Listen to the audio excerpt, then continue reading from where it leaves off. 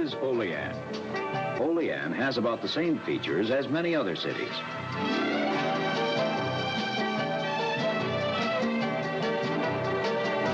But it does have one thing that's very much different. Olean is protected by the unsleeping Ides.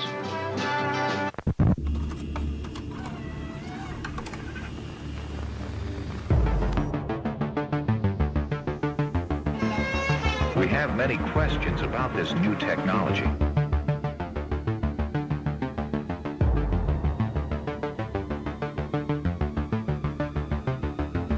You are recorded. Une petite révolution sur le marché de la vidéosurveillance, une caméra nouvelle génération dite intelligente.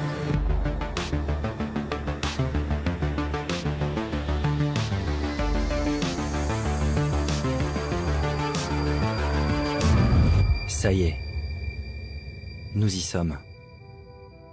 Il aura fallu 50 ans. 50 ans pour que l'intelligence artificielle donne aux autorités un pouvoir jamais égalé. Celui de tout voir, tout entendre, partout, tout le temps. Le FBI aurait la capacité d'identifier 50% du pays à partir d'une seule photo. Les caméras de surveillance sont partout. Le gouvernement dispose d'une vision sans limite. Ça a quelque chose de terrifiant. Au nom de la lutte contre le terrorisme, l'Europe, les États-Unis et surtout la Chine se sont lancés dans une inquiétante course aux technologies de surveillance. Suivi, localisé, traqué. Plus rien n'échappe à cet œil qui ne dort jamais. Non content de nous scruter jour et nuit, 500 millions de caméras dans le monde prétendent désormais détecter nos émotions, repérer les comportements suspects et même prédire les crimes avant qu'ils ne se produisent. Qu'est-ce que vous préférez? Être en sécurité ou éviter d'être scanné par une intelligence artificielle? Moi, je veux être en sécurité. C'est très dommage qu'on ne perçoive pas le caractère paranoïaque donc, en fait, de cette idée, qui du coup implique comme réponse l'idée qu'il faudrait en permanence pouvoir surveiller tout le monde.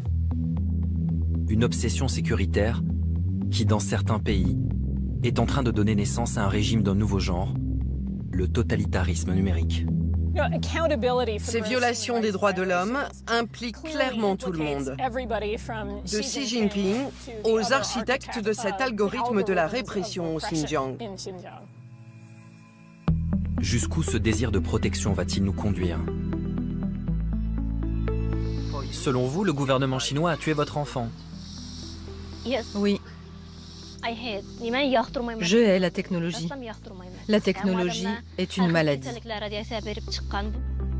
Quel niveau de surveillance nos libertés individuelles peuvent-elles endurer?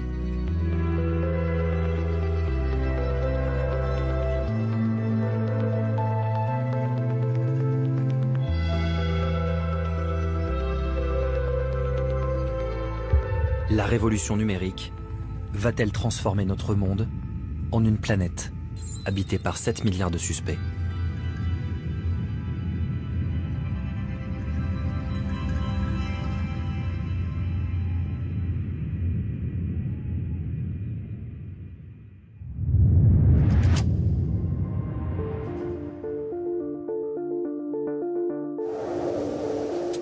Il frappe sans prévenir,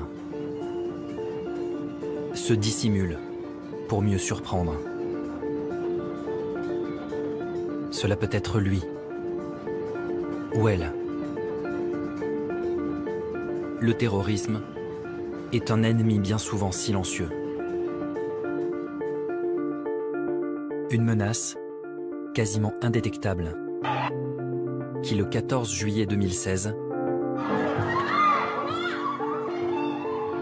a plongé toute une ville dans l'angoisse.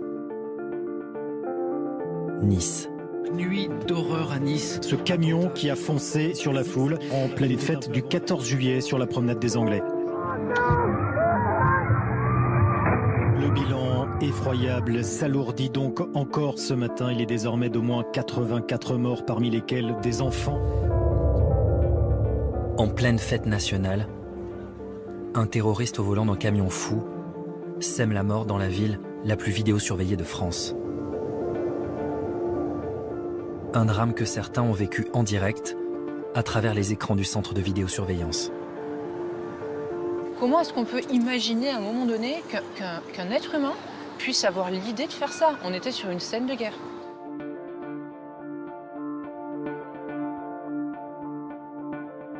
Il n'y a pas un jour où je me lève sans qu'il y ait des images. Il n'y a pas un jour sans que je pense aux victimes. On a vu des gens mourir, on a vu des gens blessés, on a vu la peine, l'horreur, la douleur, en étant impuissant. C'est affreux comme sentiment. Jusqu'à la fin de ma vie, j'y penserai. Les 2000 caméras présentes dans la ville n'ont pas permis d'éviter le drame. Désormais, la peur s'immisce dans chaque grand rassemblement. Pour prévenir tout nouvel acte terroriste, la mairie a décidé de miser sur une nouvelle technologie. Un dispositif pour filtrer les entrées et sorties, expérimenté pour la première fois en France dans l'espace public.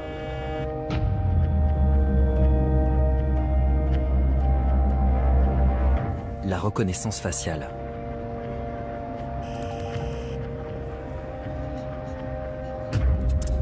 Bonsoir à tous, merci de vous porter volontaire pour cette expérimentation de reconnaissance faciale. On va voir avec le logiciel qui est en test comment il va être possible de vous reconnaître. Vous allez entrer dans la zone de reconnaissance faciale au milieu d'autres personnes. Chacun va avoir un scénario à jouer. Donc Mélinda, tu seras une personne qui sera recherchée car en fuite d'un hôpital. Et nous avons Ayémen qui donc va jouer également une personne d'intérêt qui aura le visage en partie dissimulé. Eh bien allez, on y va. Un logiciel va utiliser les caméras de la ville pour mettre un nom sur le visage des volontaires. Avec l'aide d'une seule photo, il va tenter de les identifier lorsqu'ils franchiront les portes du carnaval. Ayémen jouera un apprenti terroriste.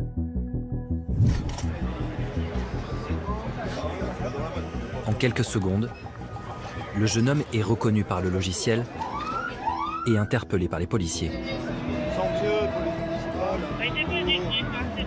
La loi française ne permet pas aujourd'hui l'utilisation de la reconnaissance faciale sur la voie publique. Mais avec cette expérimentation, Nice compte bien ouvrir une brèche. La visée est scientifique, mais avec pour but, évidemment, d'obtenir une réflexion commune. Une réflexion aujourd'hui de nos parlementaires, du gouvernement, qui puissent se servir de cette expérimentation en disant, en tirant les conséquences. Est-ce que c'est probant, est-ce que ça ne l'est pas? Si c'est probant, dans quelle mesure? Ça ne l'est pas, dans quelle mesure? Si on avait la possibilité d'inscrire demain les personnes qui sont fichées au motif de radicalisation à caractère terroriste, eh bien on aurait l'opportunité de pouvoir suivre en temps réel leurs déplacements et de pouvoir ainsi se prémunir en les interdisant, par exemple, d'approcher les zones de grand rassemblement. Ce dispositif de reconnaissance faciale, la ville de Nice est allée le chercher dans un pays confronté depuis longtemps au terrorisme. Une nation qui a fait de sa sécurité son obsession et la condition de sa survie. Israël.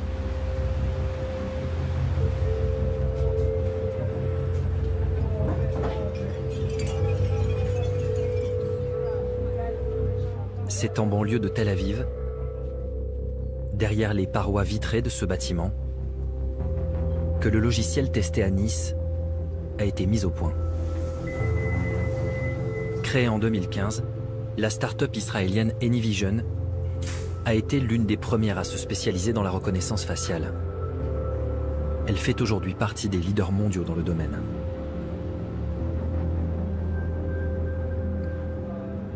Voilà donc notre bureau. Nous avons environ 250 personnes en tout qui travaillent pour nous. Et 6 bureaux à travers le monde. Là, nous avons 150 personnes. Ça, c'est notre salle à manger. Si vous voulez prendre un café, vous pouvez vous servir. On a une machine à expresso fabuleuse.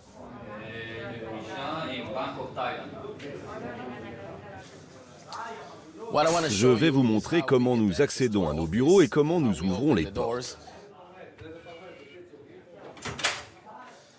C'est très simple, la porte s'ouvre avec votre visage. C'est l'avenir. Dans le passé, on ouvrait avec une clé. Demain, ce sera avec le visage. En 4 ans, Anyvision a multiplié ses effectifs par 10 et pèse aujourd'hui plusieurs dizaines de millions de dollars. D'après son PDG, son logiciel est capable de reconnaître n'importe qui, dans n'importe quelle condition, avec une efficacité estimée à plus de 99%. Voici comment fonctionne l'intelligence artificielle. Tout d'abord, on détecte le visage. Ensuite, on en extrait un modèle mathématique comme une empreinte digitale. C'est un modèle mathématique complet qui modélise votre visage et à la fin, il sera représenté par 500 millions de chiffres. Si je vous présente maintenant 500 photos de suspects et que je vous les montre comme ça, vous ne vous souviendrez peut-être même pas d'un seul de ces visages. Le système actuel, lui, peut apprendre 500 images en moins d'une seconde et les identifier dans la vie réelle. C'est quelque chose que le cerveau humain ne pourra jamais faire. Aujourd'hui, notre entreprise est la plus importante du monde occidental en termes d'effectifs. Nous sommes leaders dans ce secteur. Nous travaillons actuellement dans 43 pays. Ok, ça donne un petit aperçu. Nos produits sont aujourd'hui présents dans 43 pays. Et même dans le pays d'où vous venez. La France, c'est bien ça. Je pense que tout le monde sait que nous sécurisons aujourd'hui Nice, par exemple, là où l'attaque terroriste a eu lieu. Nous partageons votre douleur. C'est horrible ce qui s'est passé là-bas, d'accord ? Et je suis de tout cœur avec vous. Nous faisons tout ceci pour vous protéger, les gars, pour que vous soyez plus en sécurité. La logique voudrait que cette technologie soit utilisée partout, pour nous aider à sécuriser la planète.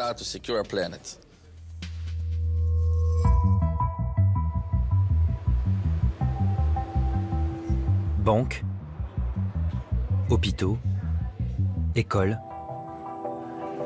Le dispositif de reconnaissance faciale d'Anyvision est utilisé partout en Israël, y compris par la police pour sécuriser la ville de Jérusalem. L'État hébreu est aujourd'hui l'un des principaux exportateurs de systèmes de surveillance dans le monde. Une expertise acquise au fil de l'histoire.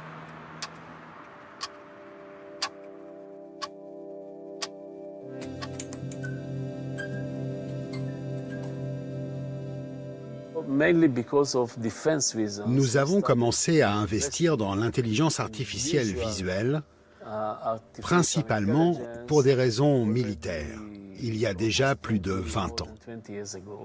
Vous savez, Israël est né pendant la guerre, il y a environ 70 ans, et la guerre n'est toujours pas terminée.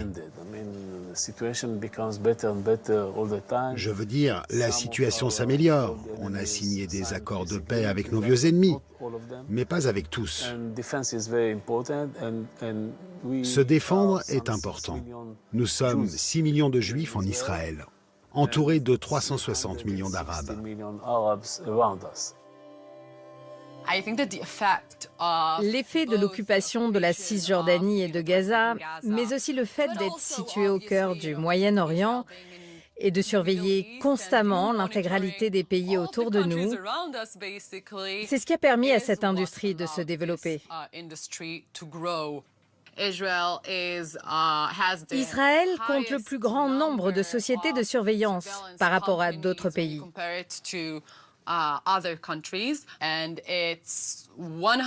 Et pour être tout à fait clair, dans 100% des cas, je ne connais pas une seule personne dans ces entreprises qui n'ait pas servi dans des unités de renseignement de l'armée. C'est ça la grande force d'Israël. Et Anyvision n'échappe pas à la règle. L'un des fondateurs de la start-up n'est autre qu'Amir Kane, l'ancien responsable du Malmab, le service du contre-espionnage israélien. Et l'un des conseillers de la firme et Tamir Pardo, l'ancien directeur du Mossad. Le système de reconnaissance faciale d'Anyvision serait depuis peu secrètement utilisé par les forces armées israéliennes afin de surveiller les Palestiniens en Cisjordanie. Les affaires prospèrent avec les risques d'attentats. Très souvent, lorsque vous vous rendez dans des salons en Israël dédiés aux technologies de surveillance, et c'est mon cas, vous entendez en introduction des discours sur la menace croissante du terrorisme en Europe, sur les risques d'attentats, etc. Évidemment, je ne dis pas que cette menace n'est pas réelle, mais au bout du compte, il s'agit d'apporter une solution à un problème. Et si vous voulez vendre une solution, il vous faudra communiquer sur ce problème et expliquer pourquoi votre produit est la meilleure solution. Qu'est-ce que vous préférez? Être plus en sécurité quand vous sortez dans la rue le matin ou éviter d'être scanné par un système d'intelligence artificielle? Moi, je veux être plus en sécurité. Quand j'emmène mes enfants à l'école, je veux qu'ils soient en sécurité. La façon dont on s'y prend m'est complètement égale, mais qu'on assure leur sécurité. C'est ce que les gens vous diront, et c'est pourquoi nos produits ont tant de succès et ont obtenu une place de choix sur ce marché.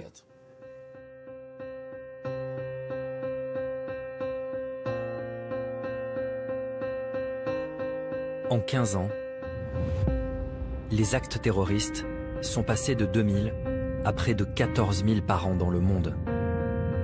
Quant au nombre de tués, il a été multiplié par 9. Comme un virus, la peur des attentats se propage. Et les villes se protègent.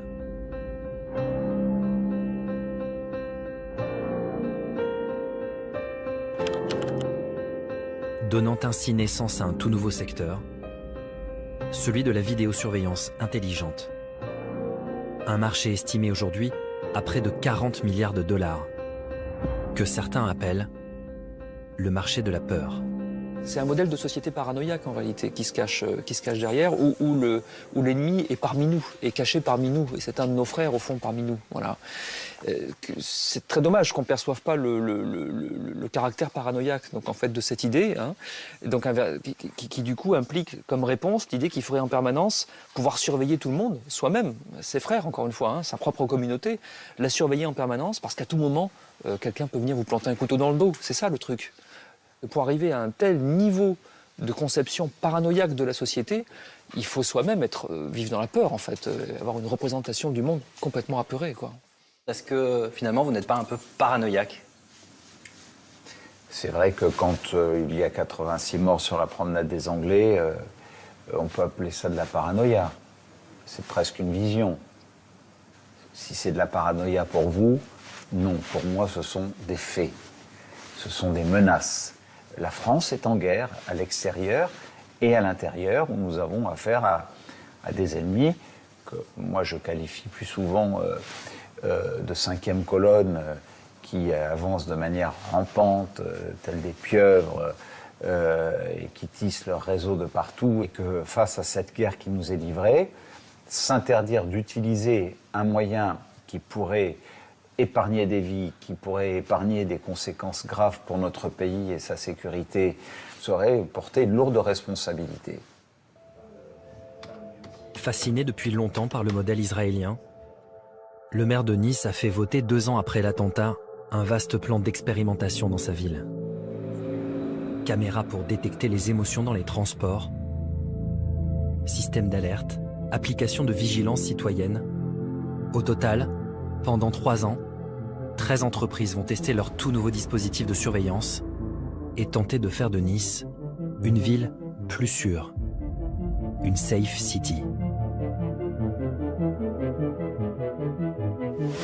Un projet piloté par le géant français de l'armement, Thales.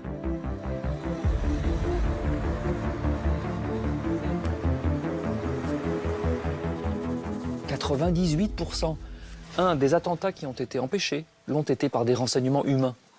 Deuxième chose, même dans l'enquête qui existe toujours à Nice, sur d'éventuelles complicités, etc., qu'est-ce qui nourrit le travail des enquêteurs après coup, hein, mais c'est tous les éléments classiques de l'enquête de police judiciaire, hein, l'enquête de voisinage, d'un côté, l'étude de la téléphonie, l'étude de l'ordinateur, voilà. C'est pas les caméras, encore une fois, qui n'ont fait que filmer l'horreur à l'instant où il se produit, c'est-à-dire qui n'ont servi rigoureusement à rien, véritablement à rien.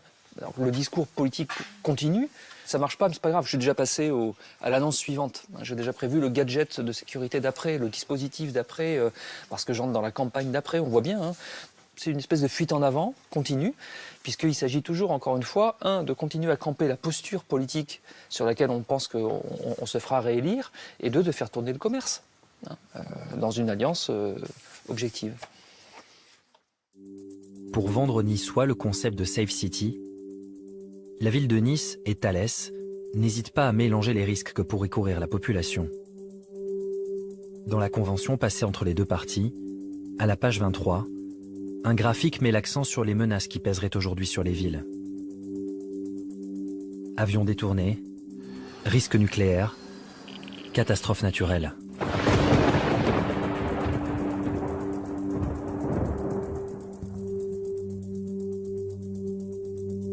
Page 42, la Convention pointe les obstacles qui pourraient nuire à la mise en œuvre du projet.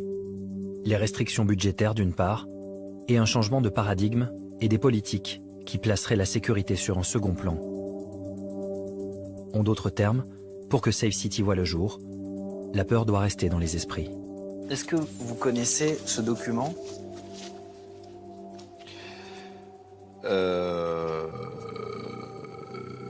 Oui.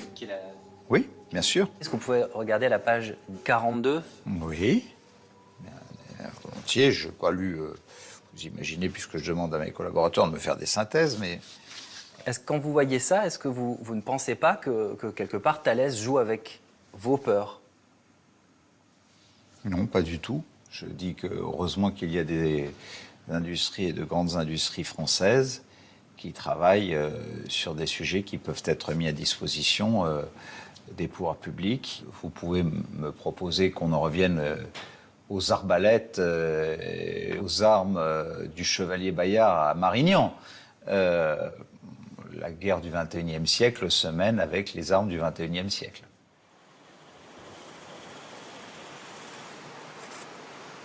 Cette multiplication des outils de surveillance suscite des inquiétudes.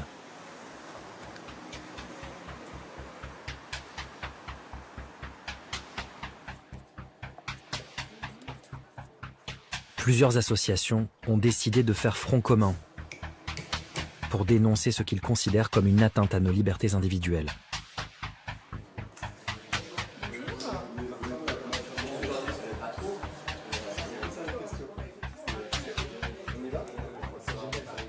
Avec les dernières avancées en intelligence artificielle, en big data, c'est-à-dire les capacités de traitement de flux massifs de données et d'analyse de ces données, on a constaté un développement d'outils finalement de surveillance qui se développe partout en France petit à petit. On sait que Valenciennes a fait un contrat d'expérimentation avec le géant chinois Huawei à Valenciennes. Là, on a eu un projet assez flippant finalement à Saint-Étienne, des capteurs sonores dans les rues d'un certain quartier qui repéreraient quand il y aurait des cris, des bruits de verre, des bruits d'accidents et qui généreraient automatiquement une alerte. Depuis plusieurs années, la Quadrature du Net et la Ligue des droits de l'homme multiplient les recours juridiques contre ces expérimentations qui ne respecteraient pas le RGPD, le nouveau règlement européen de protection des données, adopté en 2016.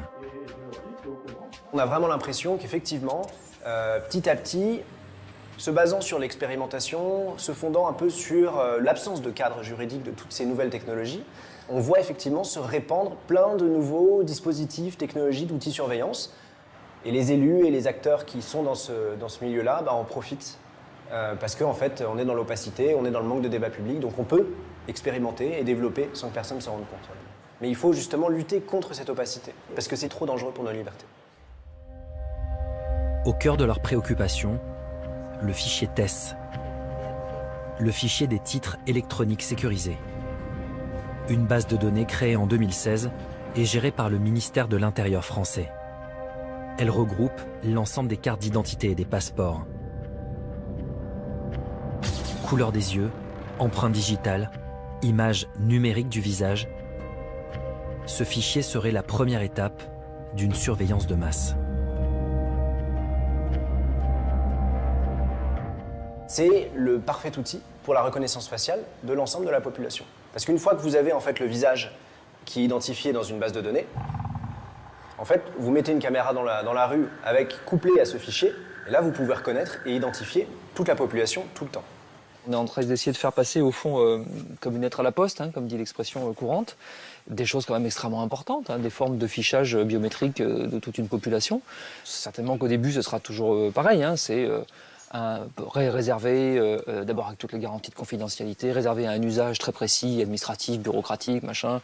Jamais ça ne fera l'objet de fichiers connectés à autre chose, ayant d'autres usages. C'est toujours ce qu'on dit au début. Le seul problème, c'est que survient régulièrement un attentat qui crée une émotion générale et des discours politiques qui disent enfin, qu'est-ce qui se passe, qu'est-ce qu'on fait? Il faut utiliser tous les moyens qu'on a. Comment nous avons un fichier, on ne l'utilise pas? Mais enfin, ça suffit, on ne peut plus rester naïf face au terrorisme, il faut utiliser, etc. C'est-à-dire qu'en permanence, il y a des situations exceptionnelles qui viennent renverser la logique ordinaire.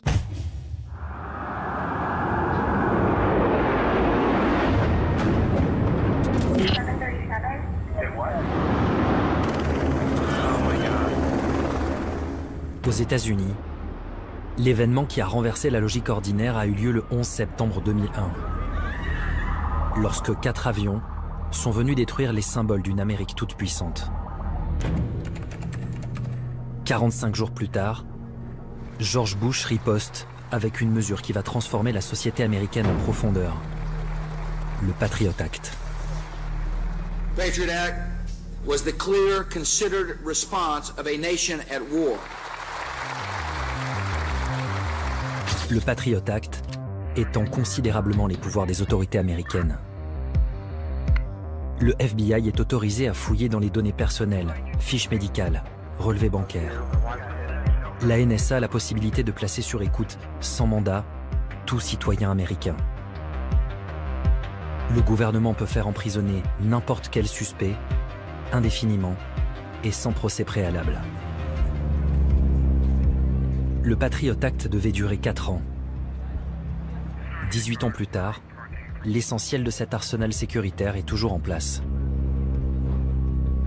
L'arrivée de Donald Trump marque une nouvelle étape dans la politique de surveillance américaine.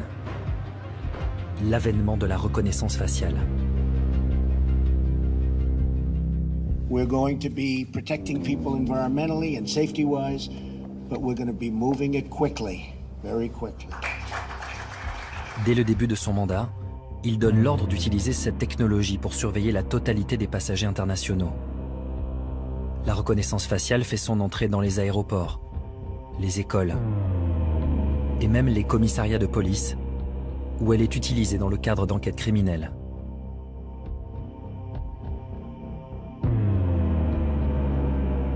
Une contamination qui fait descendre les Américains dans la rue et force le Congrès à ouvrir une commission d'enquête sur la reconnaissance faciale. Durant les auditions, 2 juristes vont ouvrir les yeux des parlementaires sur les dangers liés à cette nouvelle technologie, Nima Gouliani et Clark Harvey. Comment allons-nous empêcher la création d'un état de surveillance? Comment protéger les libertés que nous accorde le premier amendement et ne pas se dire « je ne peux pas aller à cette manifestation de peur que mon visage soit scanné ». La reconnaissance faciale donne aux forces de l'ordre un pouvoir qu'ils n'ont jamais eu auparavant. En 2016, nous avons déposé des demandes d'accès à des documents publics dans plus de 100 juridictions à travers le pays, demandant simplement quelles données biométriques y étaient conservées. Et nous avons découvert que plus de la moitié des Américains aujourd'hui figurent dans une base de données de reconnaissance faciale utilisée dans les enquêtes criminelles. Et ce, uniquement grâce à leur permis de conduire ou à leur carte d'identité. Et ça, personne ne le savait. Ça nous a tous surpris. Le FBI aurait la capacité d'identifier 50% du pays à partir d'une seule photo. Le Congrès n'a jamais autorisé le FBI à avoir accès à ces informations. Et les gens qui obtiennent leur permis de conduire n'ont jamais coché une case ou spécifié « Je consens à être dans cette énorme base de données de reconnaissance faciale ». Les deux femmes vont révéler l'une des défaillances les plus inquiétantes du système de reconnaissance faciale. Son incapacité à identifier correctement les personnes de couleur.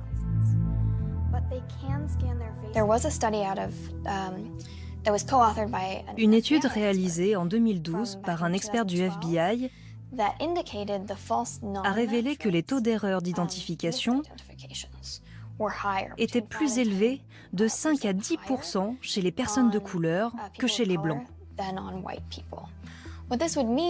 Et qu'est-ce que cela signifie? Cela signifie que les Noirs, lorsqu'ils font l'objet d'une enquête, ont plus de chances de se voir accusés de crimes qu'ils n'ont pas commis. Dans un pays où le taux d'Afro-Américains tués par la police est 2,5 fois plus élevé que celui des Blancs, cette révélation fait l'effet d'un électrochoc.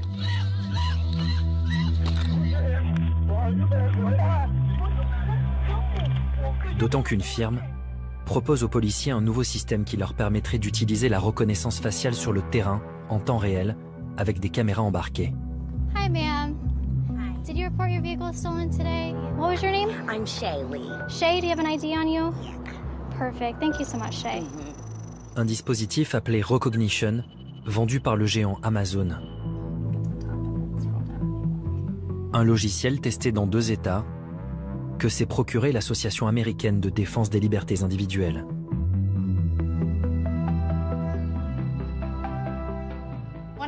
Ce que nous voulions faire, c'était tester le logiciel de reconnaissance d'Amazon, tester son efficacité. On a pris des photos des membres du Congrès et on les a comparées à une base de données de 25 000 photos d'identité. En comparant les photos d'identité des députés américains avec une base de données de personnes fichées par la police, le logiciel d'Amazon a confondu 28 membres du Congrès, essentiellement des personnes de couleur, avec des délinquants. Il y a eu 28 faux jumelages, y compris les parlementaires Gomez, Sonia et Clay, qui siègent à ce comité. Et 40% de ces fausses correspondances étaient des députés de couleur. Je pense qu'à ce moment-là, c'est vraiment devenu une question concrète pour les membres du Congrès. Beaucoup de députés qui n'avaient même jamais pensé à la technologie de la reconnaissance faciale ont soudainement compris « Hey, je pourrais être l'une de ces erreurs. Cette technologie pourrait être utilisée contre moi. » Je pense que cela a vraiment changé leur façon de voir les choses parce qu'encore une fois, c'était un test réalisé dans des conditions parfaites. Malgré ces révélations au Congrès américain, Amazon continue à vendre son logiciel aux policiers. Un logiciel à fort potentiel, commercialisé à un prix agressif, à peine 12 € par mois. L'utilisation de la reconnaissance faciale n'est pas sans risque. Et malgré ses défaillances, cette technologie est aujourd'hui mise au service d'armes létales. C'est ce qu'a découvert cette ancienne salariée d'une start-up spécialisée dans la reconnaissance faciale. En 2016, Liz O'Sullivan est engagée comme cadre et nommée responsable éthique chez Clarify, une jeune société pleine d'avenir.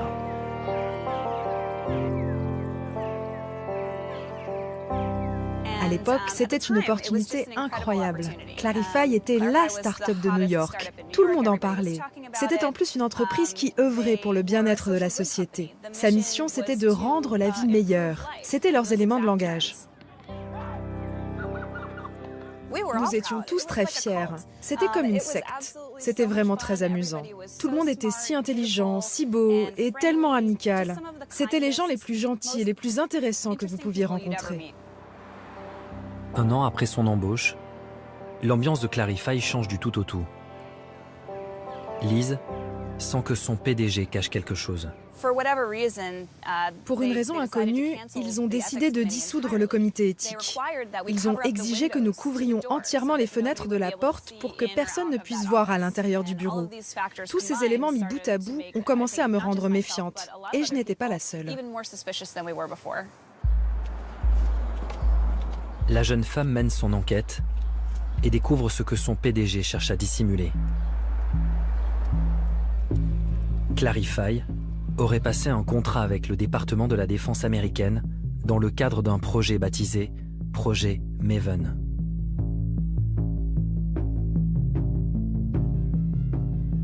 Le projet Maven est un contrat du ministère de la Défense qui représente des millions et des millions de dollars.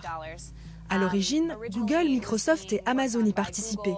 Mais il y avait aussi quelques startups impliquées dans le processus d'appel d'offres. C'était un peu comme un concours.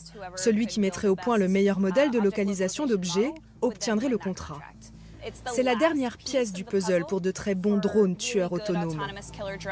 La vision par ordinateur est bien meilleure que celle de l'homme dans ces processus de décision. Donc si vous êtes une entreprise travaillant dans l'intelligence artificielle et que vous faites de la reconnaissance faciale, vous risquez d'être complètement séduit par la promesse de millions et de millions de dollars. Et vous allez travailler dans ce sens. En 2 ans, le Pentagone aurait ainsi investi plus de 70 millions de dollars pour mettre au point un drone capable de viser une cible de manière autonome, sans intervention humaine, grâce à la reconnaissance faciale.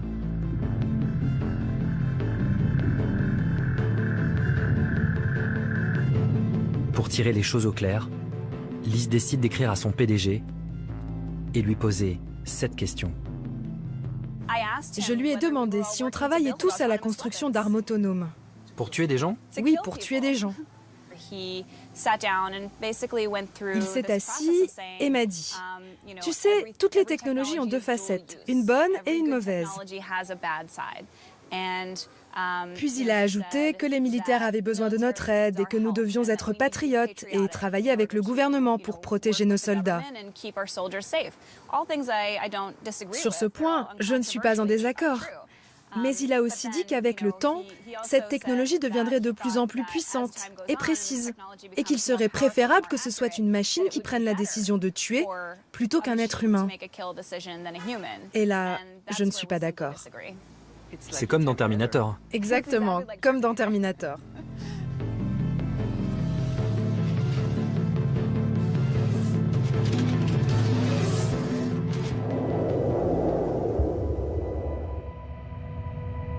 Le pacte scellé entre des sociétés spécialisées dans la surveillance et l'armée n'est pas propre aux États-Unis.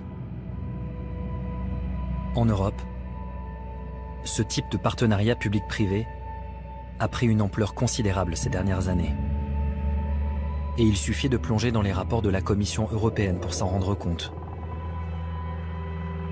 Des rapports qu'un chercheur anglais a décortiqués pendant plus de 5 ans.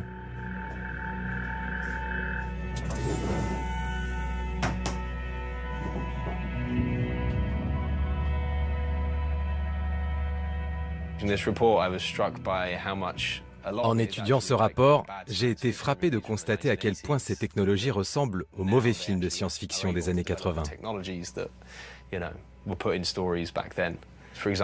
Par exemple, il y a un projet appelé Roll Border qui vise à créer des essaims de drones semi-autonomes pour patrouiller le long des frontières européennes. Il y a aussi des détecteurs de mouvement dans les égouts ou dans le système hydraulique. Ils ont également développé ce truc qui ressemble au film Johnny Five, une sorte de robot qui devait contrôler les frontières. Mais une commission d'évaluation a décidé finalement que ce produit n'était pas prêt à être mis sur le marché. Mais de l'argent a été dépensé pour ça. Oui, des millions d'euros de fonds publics ont été accordés à ce projet. Oui, tout ça, c'est de l'argent public. Votre argent. Enfin, notre argent, oui. Ces projets dignes d'un film de science-fiction n'auraient pas pu voir le jour sans d'importantes subventions publiques. 1,4 milliard d'euros de fonds européens destinés à la recherche, attribués pour près de 40% à des entreprises privées.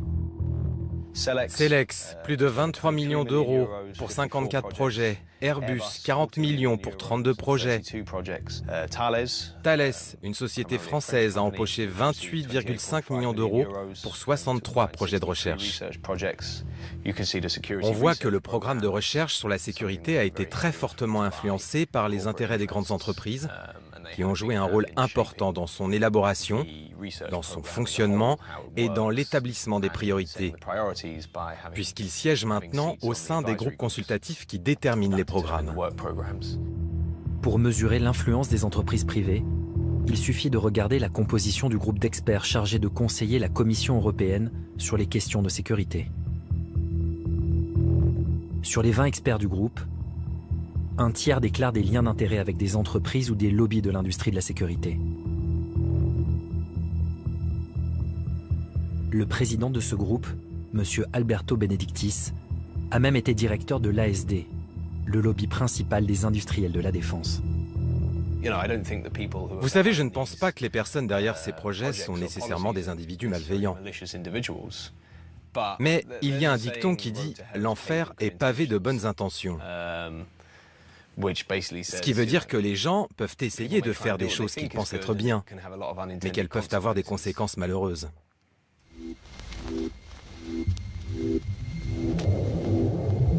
Si l'Europe nous prépare un monde sous surveillance,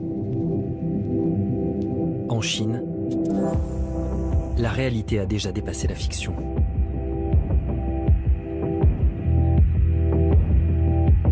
Imaginez une société où plus personne n'aurait peur. Car la technologie aurait permis de diviser le crime par deux. Un pays où les vols à la tire auraient quasiment disparu.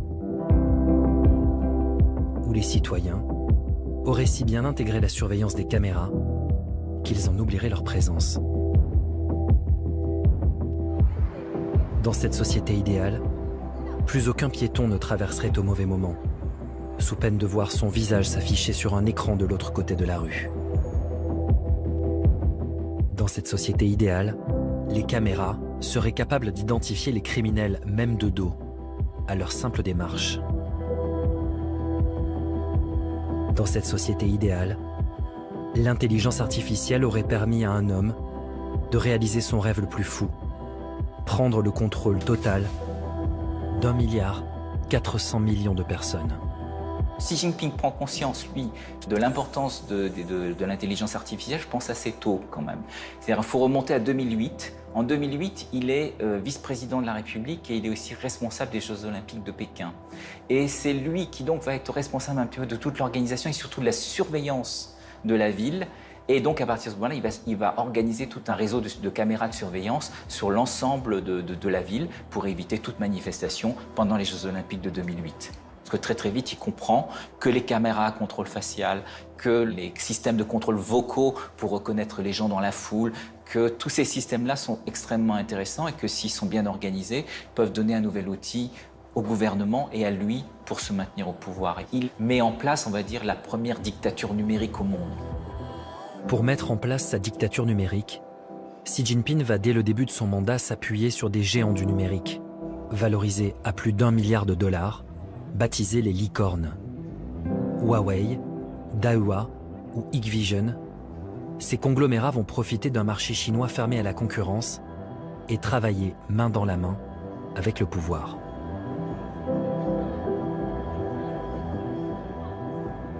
Les licornes sont bien sûr au cœur du système. Aujourd'hui, les entreprises privées, au-delà de 50 personnes, sont obligées d'avoir une cellule du parti avec un secrétaire général du parti de la cellule à l'intérieur. Ça veut dire que finalement, les licornes sont devenues le bras armé de la politique de Xi Jinping. Les licornes sont devenues obligatoirement et peut-être pas forcément avec plaisir, on va dire des collaborateurs du système. Avec l'aide des licornes, Xi Jinping va faire basculer le pays dans un univers orwellien que personne n'avait anticipé. En 2013, année de son investiture, la Chine comptait près de 100 millions de caméras. En 2020, 600 millions. Soit une caméra pour 2 habitants.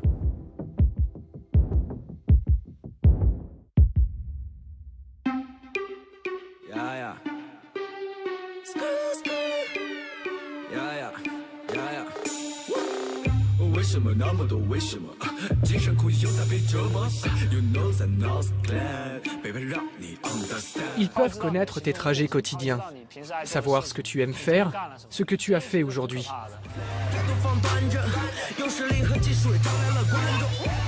Les caméras de surveillance sont partout. Le gouvernement dispose d'une vision sans limite. Ça a quelque chose de terrifiant. Le système de surveillance chinois, ce jeune artiste a décidé de le défier, de le fixer droit dans les yeux pendant des heures pour le narguer.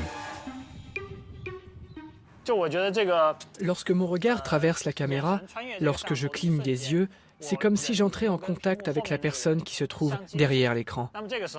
Nous créons ainsi un échange entre deux êtres humains. Et à ce moment-là, ce système immense, ce contrôle infaillible et effrayant peuvent être temporairement oubliés. À 29 ans, Gaëlou est l'un des rares à oser dénoncer ouvertement ce développement fulgurant du Big Brother chinois. Une surveillance très intrusive qui s'inscrit dans une longue tradition.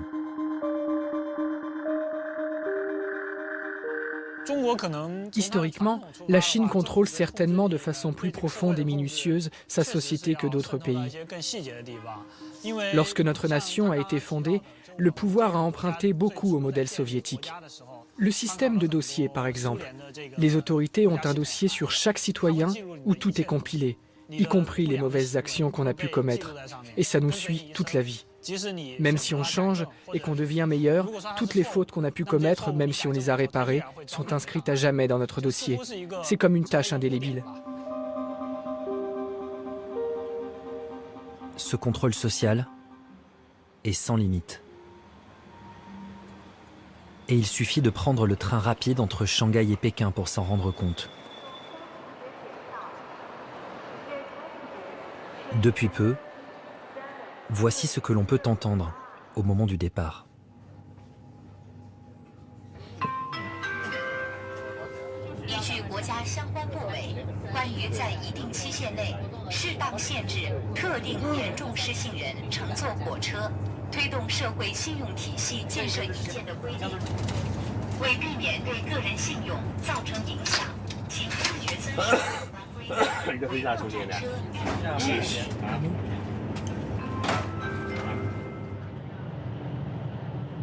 Récemment, l'Empire du Milieu a décidé de mettre la société au pas en instaurant un système de notation qui récompense ou pénalise les citoyens en fonction de leur comportement.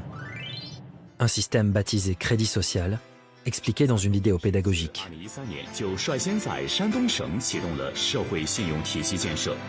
AAA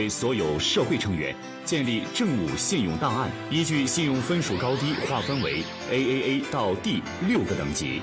我是 AA 信用等级，有什么激励措施？你可以参与评先进、评职称、发展党员，享受政策扶持优先，免抵押信用贷款。我酒后驾驶，等级降为 B 级。很遗憾，你不能入党，不能当村居书记，不能参选2代表1委员。我受到行政拘留，信用等级降为 C 级。Sorry， 一处失信，处处受限，你不能享受政府贴息贷款。我是法院老赖，等级降成 C 级。你将受到联合惩戒，被列入了失信黑名单。不能当兵，不能坐飞机，不能参加政府采购工程招投标，不能获得政策支持。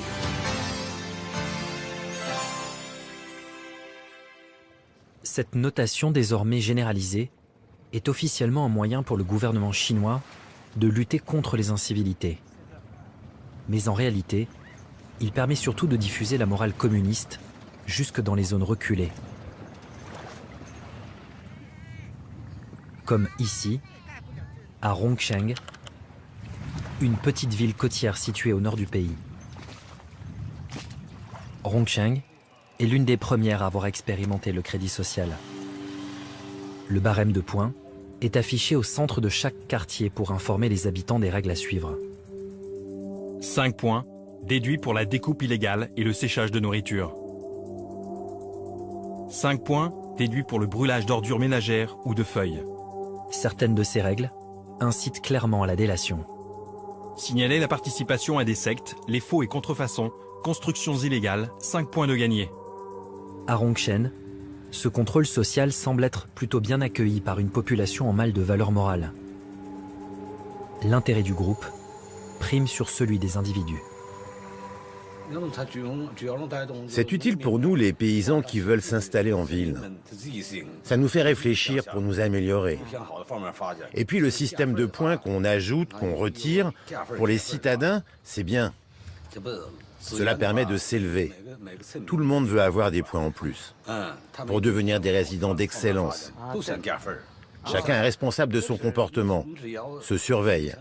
Il faut avoir une bonne attitude, des bonnes habitudes. Comment voyez-vous les gens qui sont mal notés? Comment dire? Ceux qui ont des scores bas, on va un peu moins les fréquenter. Si on n'est pas vertueux, personne ne voudra vous fréquenter. À l'origine de ce système de notation des citoyens, un chercheur, membre éminent de l'Académie des sciences sociales, Lin Junhue. Ce sont ces travaux qui ont inspiré le gouvernement chinois et donné naissance au crédit social. Ça revient à dire que les citoyens sont comme des enfants qu'il faut éduquer, non? L'éducation est nécessaire.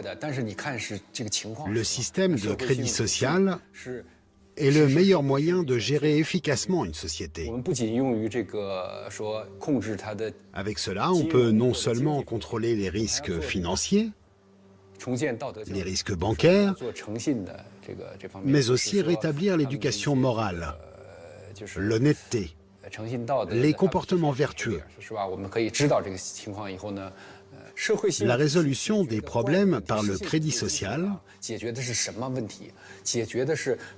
n'est pas l'envoi en prison quand on a enfreint les lois. C'est le regard du reste de la société qui trouve que votre attitude n'est pas bonne.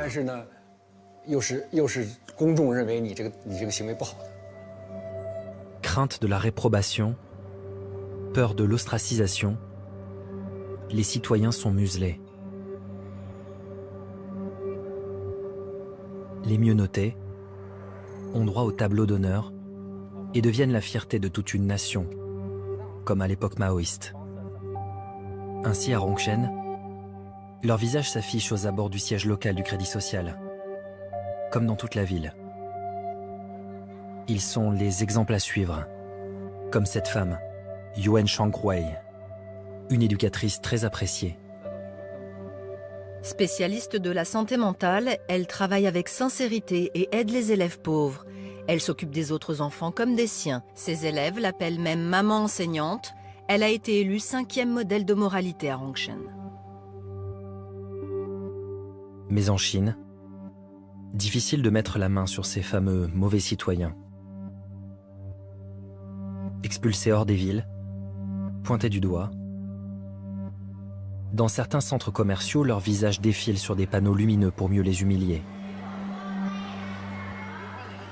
Dans une autre province, les autorités leur ont même attribué une sonnerie de téléphone particulière. La personne que vous essayez de joindre a été mal notée par le tribunal de la ville de Dengfeng. Merci de l'inciter à se responsabiliser et de l'aider à respecter la loi.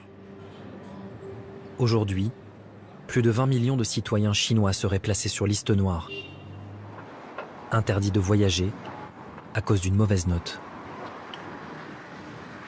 Est-ce que tu connais ton score? Je pense qu'il ne doit pas être très élevé.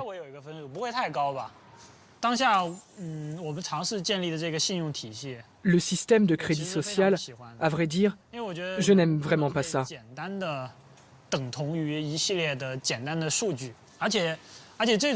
L'homme ne saurait être réduit à une série de chiffres toutes bêtes. Et je dirais même, en étant plus virulent, que c'est une forme de perversion. Plus personne n'osera faire des erreurs, tenter des expériences, prendre des risques. Nous deviendrons des morts vivants. Oui, des machines. Je trouve ça détestable. C'est terrifiant. Je n'accepte pas ce genre d'avenir. Vous n'avez pas peur d'avoir créé un monstre? Non, je ne le vois pas comme ça. D'abord, il faut la paix et la stabilité, que chacun vive bien. Et après seulement, on réfléchira aux droits de l'homme. Vous comprenez? Quand vous n'arrivez même pas à vivre, tout le reste est superflu. Je pense qu'on a mis en place une bonne méthode technologique. Et j'espère vraiment qu'on arrivera à l'exporter dans un pays capitaliste. Je trouve que la France devrait vite adopter notre système de crédit social pour régler ses mouvements sociaux.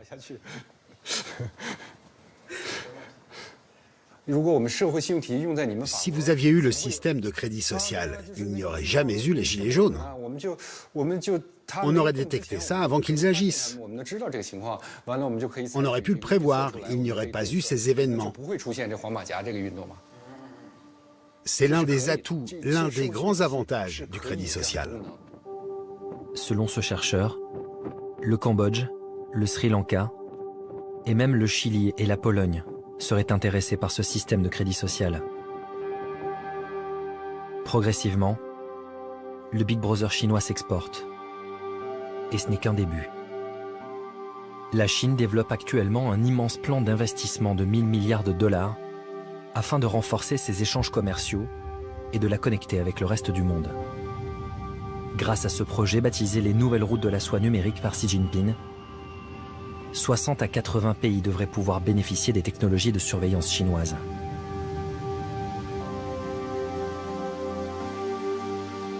« 60 à 80 pays,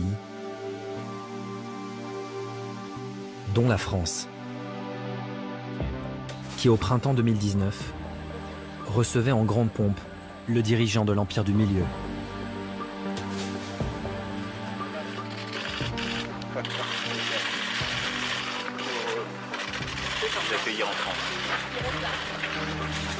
Une visite dénoncée par plusieurs associations de défense des droits de l'homme.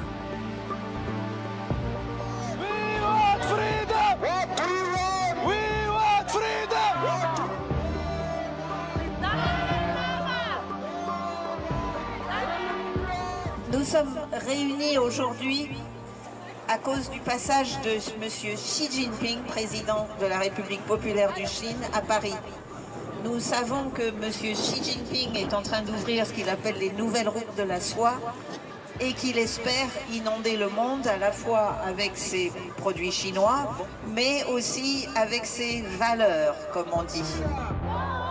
Parmi la centaine de manifestants, beaucoup de réfugiés politiques, des Tibétains, mais surtout des Ouïghours, une ethnie à majorité musulmane vivant au nord-ouest de la Chine. Berthiard est arrivé en France en 2017.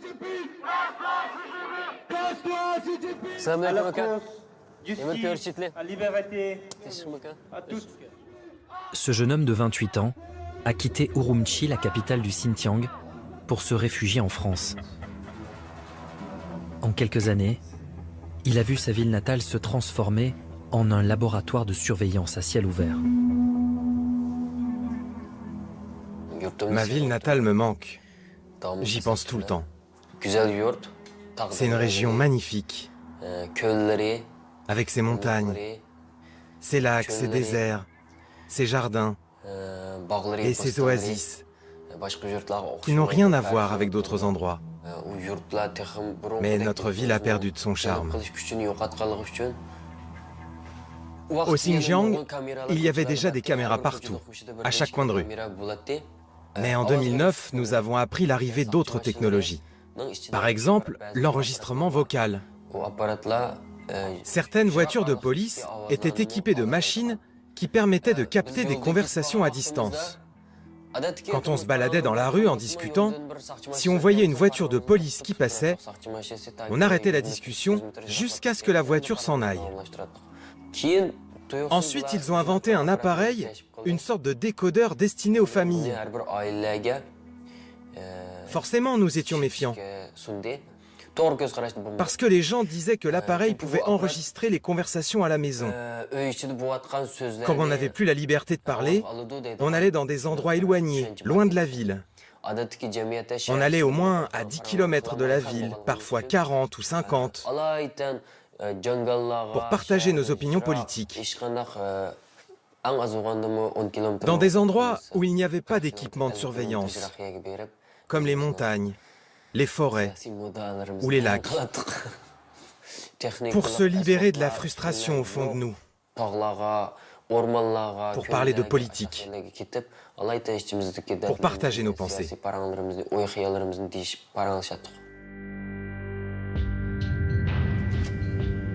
Au Xinjiang, le basculement a eu lieu le 5 juillet 2009.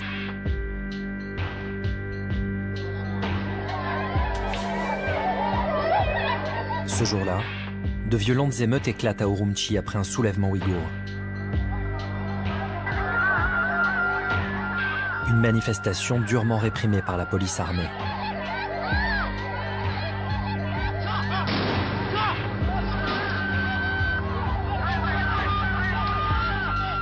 Munis de couteaux et de barres de fer, des émeutiers ouïghours s'en prennent aux Han, l'ethnie majoritaire chinoise, qui se venge dès le lendemain. Des affrontements interethniques qui causeront plusieurs centaines de morts.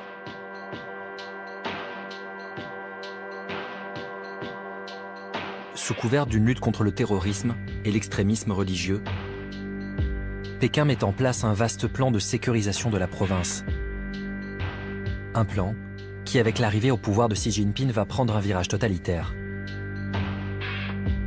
D'après un discours secret distribué aux hauts fonctionnaires locaux du parti, le président chinois appelle dès 2014 à lutter contre le terrorisme, l'infiltration et le séparatisme, en utilisant les outils de la dictature et en ne montrant absolument aucune pitié.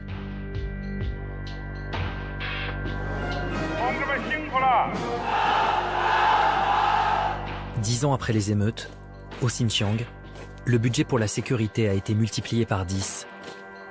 Il atteint près de 10 milliards de dollars.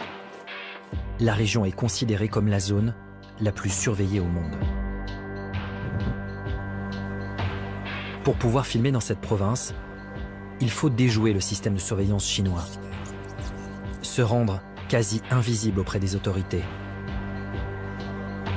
Car au Xinjiang, les journalistes étrangers ne sont pas les bienvenus.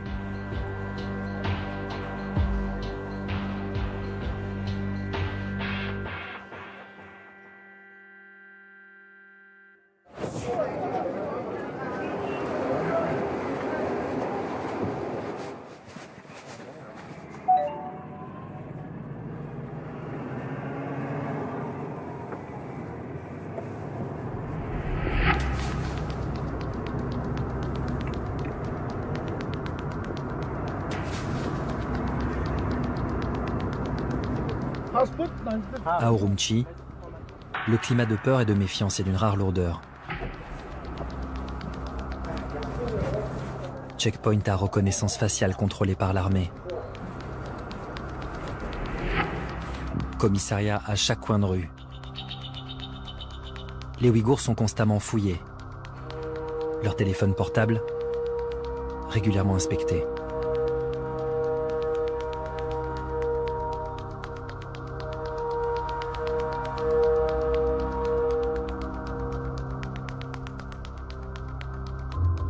Une surveillance qui, à en croire ce chauffeur de taxi, a pris des proportions inimaginables ces dernières années.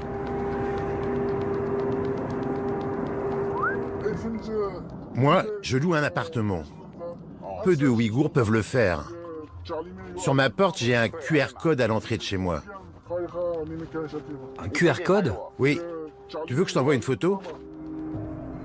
À Urumqi, les autorités chinoises ont apposé à l'entrée de tous les domiciles des Ouïghours les numéros des cartes d'identité des membres du foyer, avec en prime un QR code, un code barre pour surveiller les familles. Le QR code, ils le scannent plusieurs fois avec leur téléphone et en scannant le QR code, on obtient le nombre de personnes dans la famille, s'ils sont présents à la maison et ce qu'ils font.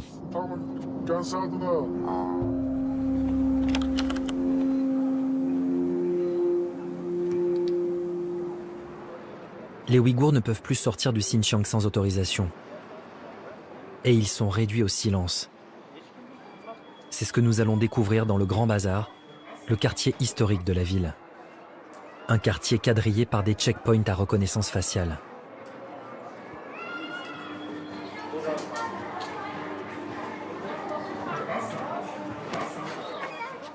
Ici, les slogans à la gloire du Parti communiste et du président Xi Jinping s'affichent sur la façade de la grande mosquée.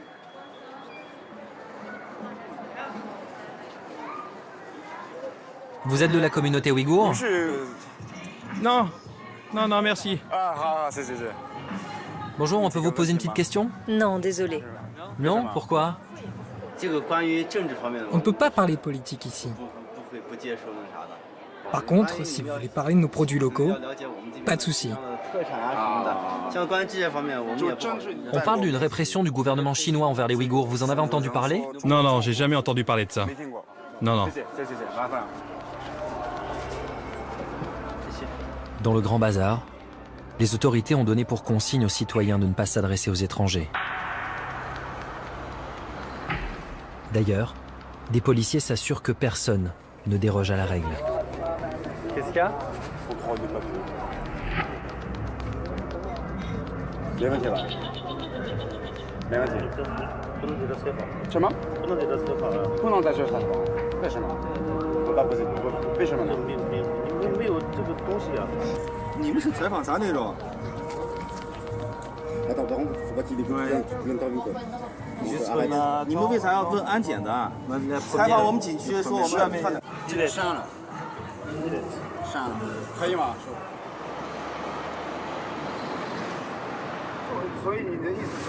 Pourquoi les Ouïghours ne veulent pas parler aux étrangers?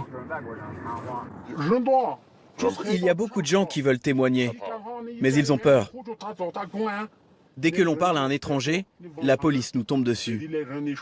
Ce qui se passe au Xinjiang ne doit pas sortir d'ici. Le gouvernement ne veut pas que l'ONU soit au courant. Toutes les minorités se font arrêter et elles partent en rééducation. En ce moment, au Xinjiang, dans toutes les familles, il manque 3 à 4 personnes. La cible, ce sont les musulmans, ceux qui pratiquent, ceux qui vont à la mosquée. Ils vont tous en prison. Ils prennent minimum 5 ans de prison, enfermés dans des camps. Parfois même jusqu'à 25 ans. Tu connais des gens dans des camps? Ils ont pris mon père parce qu'il est allé prier à la mosquée. Mon père a 63 ans. Il a été condamné à 4 ans et 6 mois. Je ne peux rien y faire. Tu sais où il est, ton père? J'ai appris depuis une semaine qu'il est dans un camp là-bas. Est-ce qu'on peut y aller?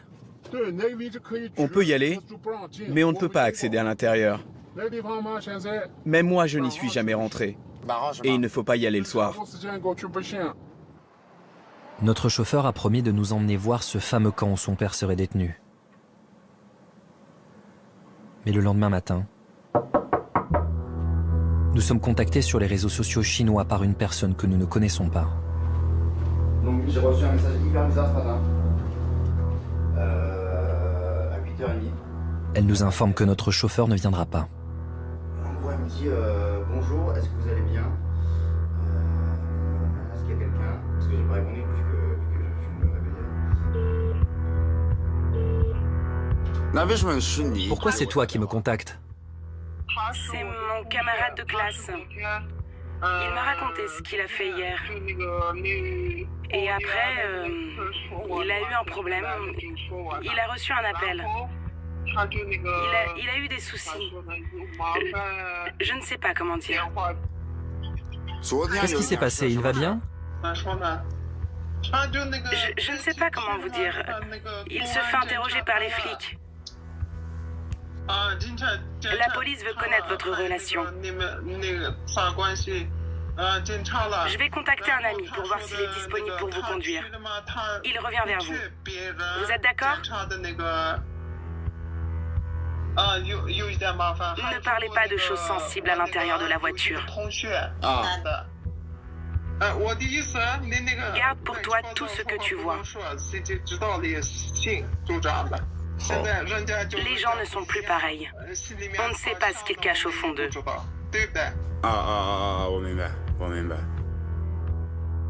Celle qui se présente comme l'amie de notre premier chauffeur a finalement réussi à trouver un remplaçant de confiance. Mais en quittant notre hôtel, nous nous apercevons que nous sommes suivis. Plusieurs hommes nous attendent dans le hall. Nous reconnaissons l'un d'entre eux. Nous l'avions croisé la veille dans le quartier historique. Au moment de partir, nous repérons une vieille voiture sur le parking qui semble elle aussi nous attendre.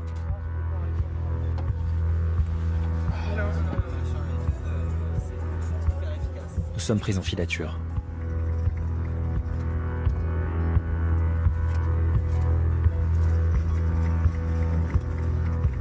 Quelques minutes plus tard, une deuxième voiture, un 4x4 vert.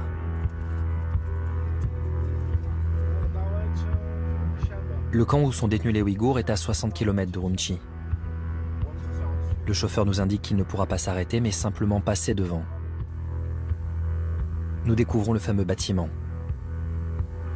Il semble être sorti de terre très récemment. Nous sortons notre caméra pour le filmer. Mais le 4x4 vert fait barrage. Nous décidons de faire le tour et de tenter de voler une image.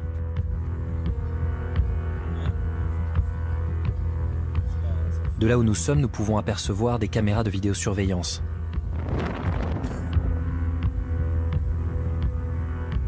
Une voiture de police et ses inscriptions sur la façade.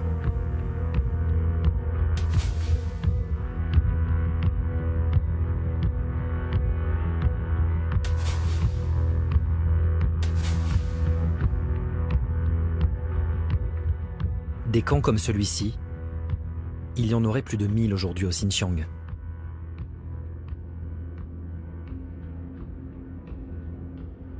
L'étude minutieuse des images satellites révèle l'étendue de la répression chinoise. Aujourd'hui, selon les ONG, plus d'1 million de personnes y seraient détenues. 1/10 de la population ouïghour.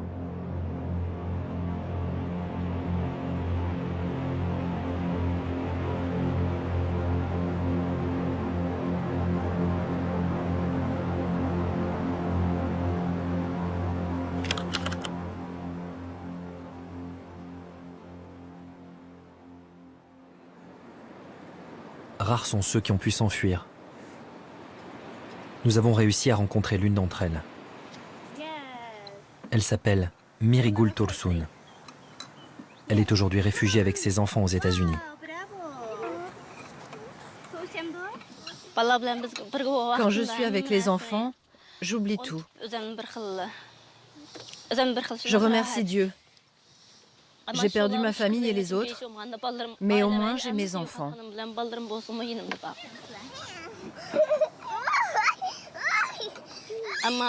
Tous les soirs, ça me revient.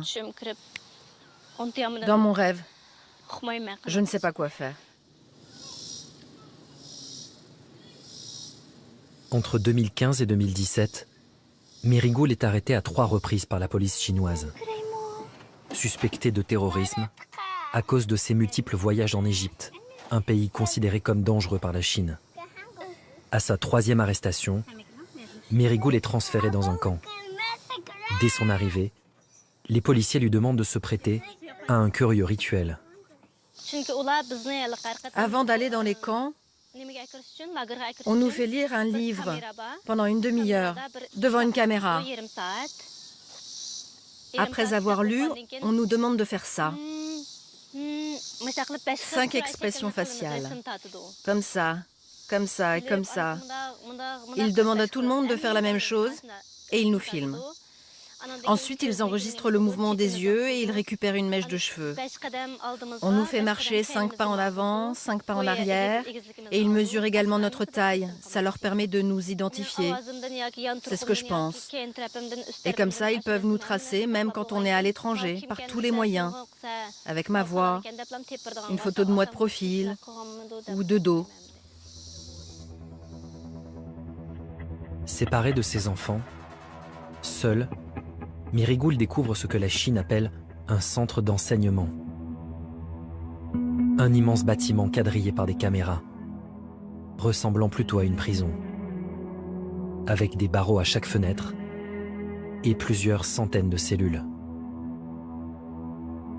Merigoul a passé 3 mois dans un camp similaire à celui-ci, filmé par un journaliste chinois. J'étais cellule 210. Nous étions 68 femmes dans le même camp.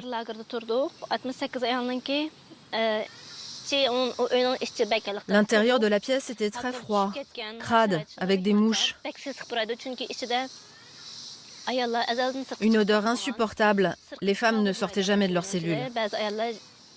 Dans la nuit, on entendait le bruit des chaînes, les cris des gens, des corps qui se faisaient traîner, par terre, à droite, à gauche. Les femmes rentraient dans leur cellule avec du sang partout. Il y en a une qui est rentrée complètement épuisée. On aurait dit qu'elle avait subi des chocs électriques sur la chaise. Une fois par semaine, on nous forçait à avaler des médicaments. L'objectif est de briser leur identité. Ce que nous avons constaté dans les camps de rééducation politique à travers le Xinjiang, c'est que l'on force les gens à parler le mandarin au lieu de parler ouïghour. On les force à prêter allégeance au régime et au Parti communiste chinois. Il semble que Pékin pense qu'il peut effectivement éradiquer l'identité ouïghour et la remplacer par une identité entièrement dévouée au gouvernement central et au parti. On nous mettait en ligne et on nous faisait réciter des propos du parti, tels que « Vive le Parti communiste »,« Longue vie à Xi Jinping »,« Notre Allah et le communisme chinois ». On devait les répéter très rapidement, sinon on était privé de nourriture. En ce moment, ça m'arrive encore de chanter inconsciemment ces chansons.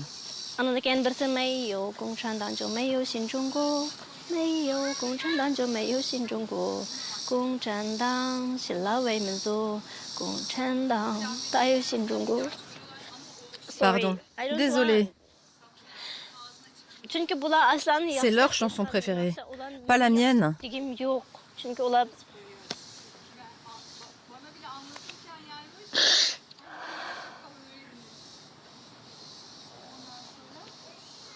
Sur quelle base les Ouïghours sont-ils internés dans des camps?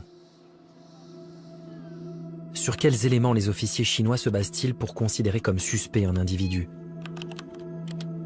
La clé de ces détentions arbitraires tient dans ces lignes de code. Une série de chiffres qui, mis bout à bout, composent une mystérieuse application pour téléphone portable utilisée par les policiers chinois. Une application appelée la plateforme d'opération conjointe intégrée, qu'un hacker a réussi à récupérer. Il est l'un des meilleurs spécialistes français en cybersécurité. C'est réellement l'application que les policiers chinois vont avoir sur leur téléphone lorsqu'ils vont utiliser ce système-là. Grâce à une méthode appelée la rétro-ingénierie, il va décortiquer ce programme et nous révéler ce que les policiers chinois ont dans la tête. Lorsqu'on ouvre l'application et qu'on va regarder le code à l'intérieur de l'application, on va obtenir par exemple le nom des différents fichiers. On voit par exemple qu'il y a un objet qui s'appelle « voiture illégale », un autre qui s'appelle « Investigate Family ». Donc on a dans les informations qui sont liées à une personne, on va regarder, on va surveiller votre consommation d'électricité, voir s'il n'y a pas quelque chose de bizarre qui se passe. Avec cette application, les policiers font remonter ces informations dans les moindres détails. La consommation des compteurs d'eau, de gaz et d'électricité, le groupe sanguin, la couleur du véhicule, les mouvements à l'intérieur du pays, les déplacements à l'étranger, ou l'utilisation d'appareils pour faire de l'exercice physique. Autant d'informations qui peuvent suffire à vous rendre suspect. La pratique religieuse est elle aussi passée au crible. De l'achat d'un simple Coran au pèlerinage à la Mecque non déclaré. Relié en temps réel aux caméras de surveillance, aux checkpoints et aux smartphones des policiers, La plateforme liste des milliers de noms de personnes à interner chaque semaine, sans que l'on sache si cette liste est le fruit d'une décision humaine ou d'un algorithme. On a ici un des noms des sous-dossiers, ça va être HBFEC. HBFEC est une société qui appartient à un autre grand groupe qui s'appelle CETC. Pour cet expert, aucun doute possible. Derrière cette application se cache une entreprise chinoise, CETC, China Electronics Technology Group Corporation, une entreprise d'État. Ce travail de rétro-ingénierie, l'ONG Human Rights Watch l'a également réalisé en 2019.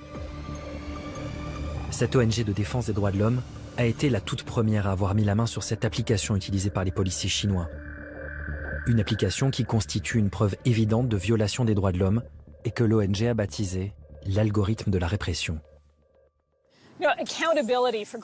Les violations des droits de l'homme impliquent clairement tout le monde, de Xi Jinping aux autres architectes de ce système, mais aussi des entreprises comme CETC ou d'autres qui ont développé cet algorithme de la répression dans le Xinjiang. La plateforme d'opération conjointe intégrée serait la clé du système de surveillance chinois dans le Xinjiang. Des documents obtenus par un consortium international de journalistes montrent que sur une semaine seulement, du 19 au 25 juin 2017, la base de données notifie aux autorités locales 24 412 noms de personnes suspectes. Conséquence directe, 15 683 sont envoyés dans des centres dits d'éducation et de formation, tandis que 706 sont détenus pénalement, c'est-à-dire probablement destinés à la prison. Enfin, 2096 feront l'objet d'une surveillance préventive.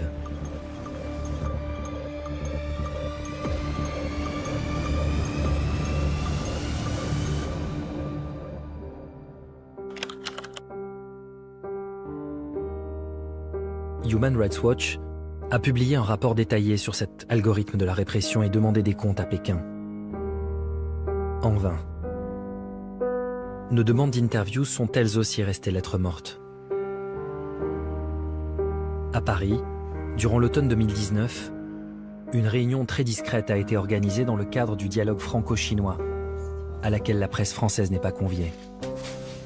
Nous filmons l'événement avec un téléphone portable. Plusieurs responsables politiques français, comme les deux anciens premiers ministres, Dominique de Villepin, Laurent Fabius, et des diplomates chinois vont se succéder pour vanter la coopération entre les deux pays. Nous profitons d'une pause pour aller interpeller Wang Yi, le ministre des Affaires étrangères chinois, sur la politique menée au Xinjiang. Just one question, please. Does the fight against terrorism justify to put more than 1 million Uyghur in relegation camp? Mr. Wee. Sorry? This is very impolite. Why not fair? You are accused by international NGO of human rights violation in Xinjiang. What do you say about that?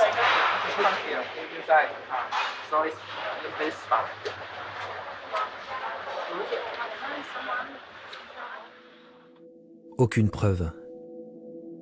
Des images mises en ligne sur YouTube par une source anonyme ne laissent pourtant pas de place au doute quant à l'ethnocide culturel ouïghour mené par le gouvernement chinois. Des images filmées par un drone montrant plusieurs centaines d'hommes menottés, sur le point d'être transférés vers un camp de rééducation.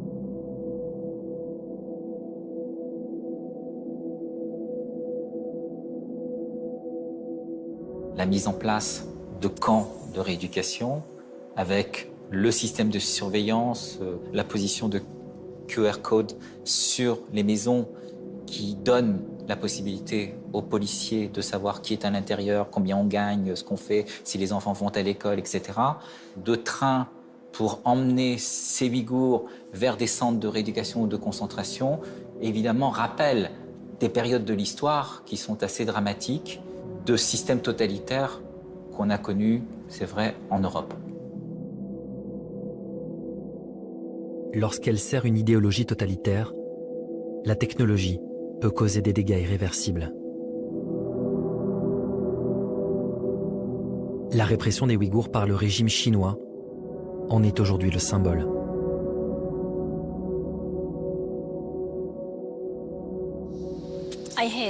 Je n'aime pas la technologie. Je la hais. Pourquoi?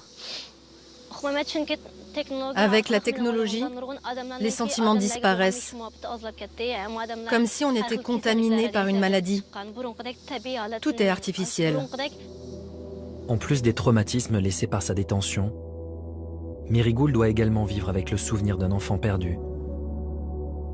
Un bébé arraché de ses mains par la police chinoise lorsque Mirigoul a été transféré dans un camp et que les autorités ne lui ont jamais rendu.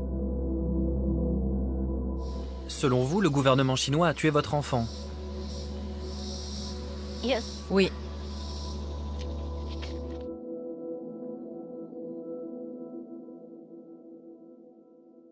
Si Mirigoul a pu s'enfuir, au Xinjiang, 13 millions de Ouïghours vivent toujours en liberté surveillée. Condamnés à dénoncer en silence, sur les réseaux sociaux chinois, la répression dont ils sont victimes.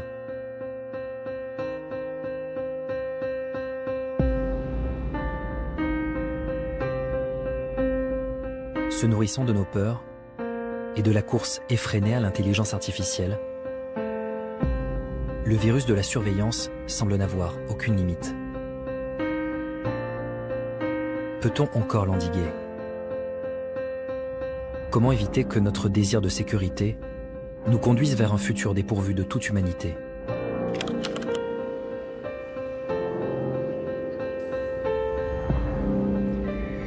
La ville de San Francisco, berceau de la révolution numérique, a fait un choix radical. Par un vote quasi unanime de ses conseillers municipaux, la capitale de la Silicon Valley est devenue en 2019 la toute première ville au monde à bannir la reconnaissance faciale de ses rues.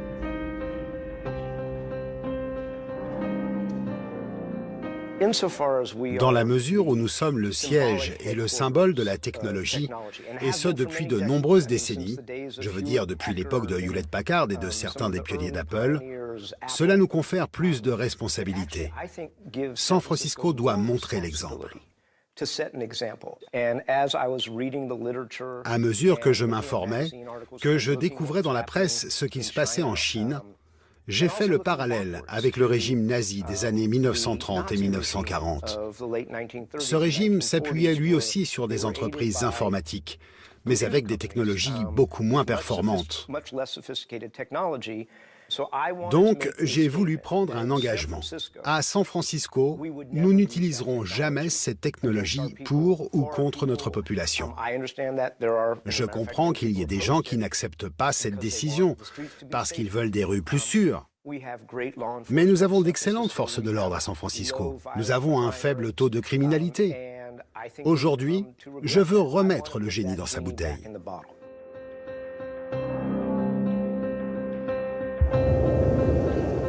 Oakland, Berkeley en Californie, Somerville dans le Massachusetts. Plusieurs municipalités aux États-Unis suivent déjà l'exemple de San Francisco et ont fait un autre choix de société. Refuser le meilleur des mondes. Et si finalement nous détenions la solution?